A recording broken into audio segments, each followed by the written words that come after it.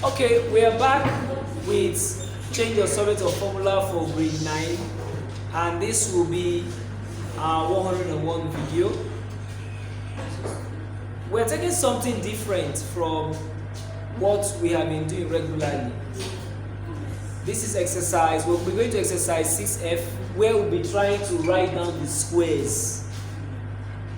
You're going to understand this very well, that the objective here is to try to help you see what happens when you square terms. What happens when you square terms, and you want to pay close attention to them. So let's start off with number 1. We are going to be squaring what?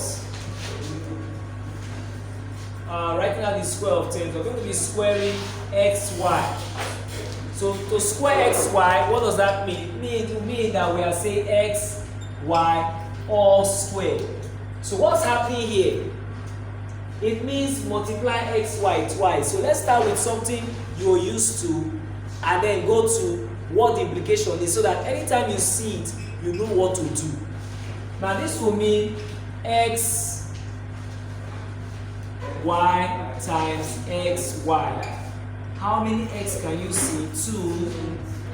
How many y can you see? 2. So this is where we write, when we see x multiplied twice, we write as x squared. When we see y multiplied twice, we write as what? Y squared. So we say x index 2, y index 2. And this is what we mean for this particular question. Now, let's go to B. What happens when you have a over t? Now a over t will imply, say, a over t all squared. And what would that mean? That would mean a squared over t squared. So take note of this. In the first question, we had the terms or letters multiplying. In the second question, we had the letters dividing themselves. So you discover that irrespective of how the letters are arranged, what's most important is that when you square terms, it will increase their index by 2 or by a multiple of what? 2. That's what the examiner expects you to see at this point. If given x squared over y, it will imply or say x squared over y all raised to the power of 2. To keep it very simple, I will use this approach. This will be x squared over y times x squared over y. So that will mean that x will occur 4 times and y will occur what? 2 times. 1, 2.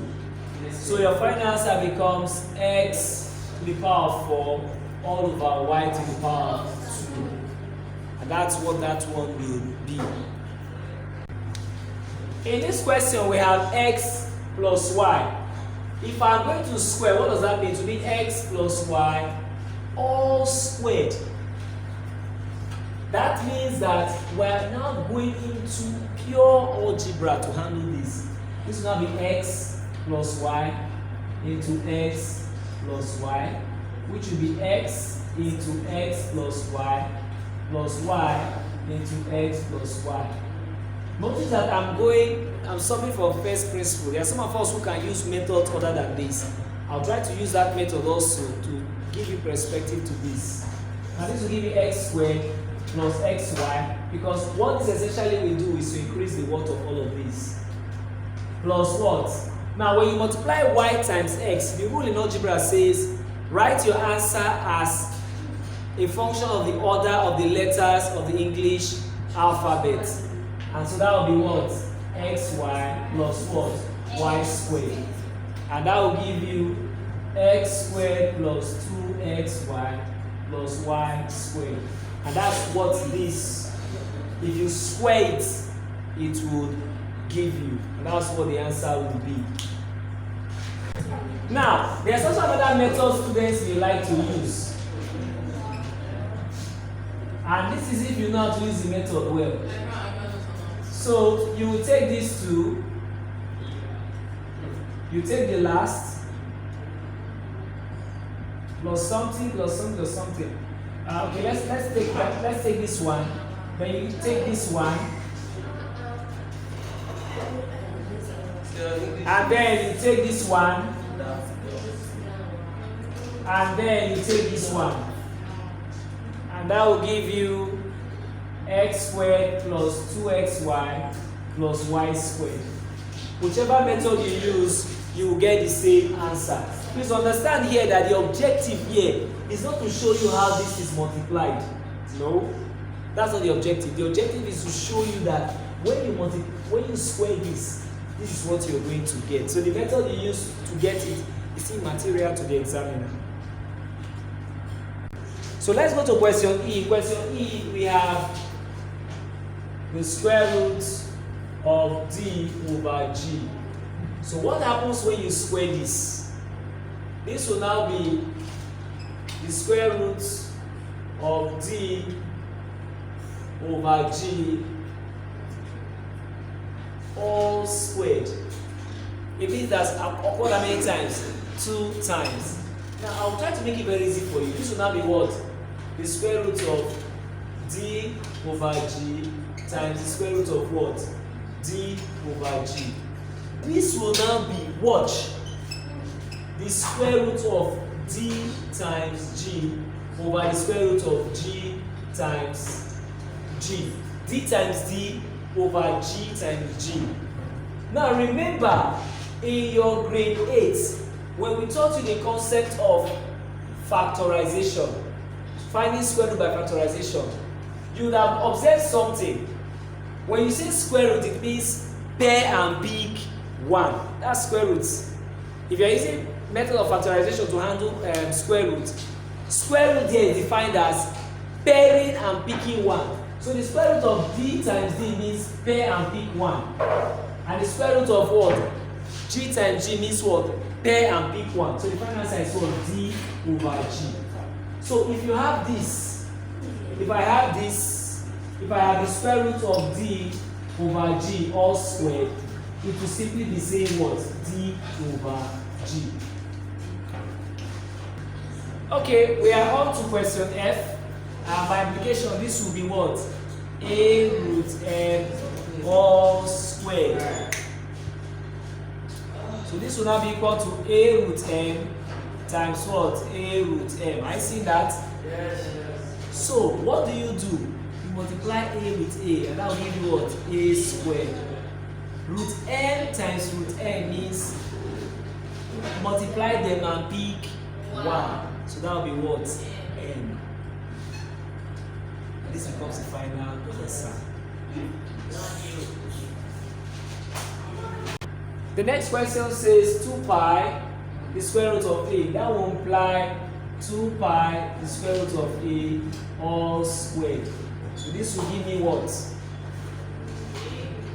2 pi square root of a times 2 pi the square root of a. I'll try to take it gradually so that you see what's happening. 2 will multiply 2, that will be 4. Pi multiply pi, that will be pi squared. And then root a will multiply root a, and then you have what? A. And that takes care of that. For question G. So let's go to H. For H, we have 3 over the square root of b. Hope I'm getting that right. So this one, what will happen here? This would imply 3 over the square root of b all squared. That's what that would imply. So this will now give us 3 over the square root of b times 3 over the square root of b. And that will give you what? 3 times 3 will be 9. The square root of b times the square root of b will be what? B. Be very observant and pay attention to this, because by the time we start to look for the square roots of numbers, this part is going to play out again. We'll start looking for the square root of numbers. This concept will play out again. So let it lock in your imagination what we are trying to do here.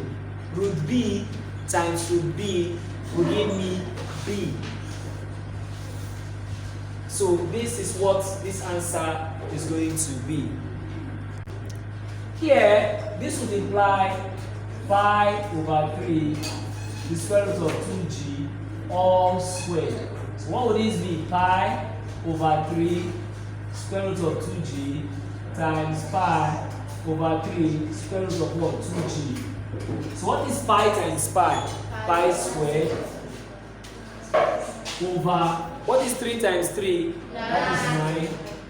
And then the square root of 2g and the square root of 2g. I told you, imagine that it is what? Half plus half. Half plus half is what? 1. So that will be what? Times what? 2g. So you can rewrite this answer neatly, and it's going to be what? 2g pi, or 2 pi squared g over 9. Remember why the answer is this way. We always write the number before we write the letter. Okay, let's look at the concept of writing square roots. And we'll be looking at exercise 6F still, but emphasis on question 2. And then question A. And look at question A, which says 9b squared. Here, you will need your knowledge of square root by factorization method. So you think of this in terms of the factors. What are the factors of 9? It is 3 times 3. What are the factors of b? It is b times b. So you pair them. So what it means that the square root of 9b squared will now be equal to the square root of what? 3b times 3b. Pick one, and that is the answer.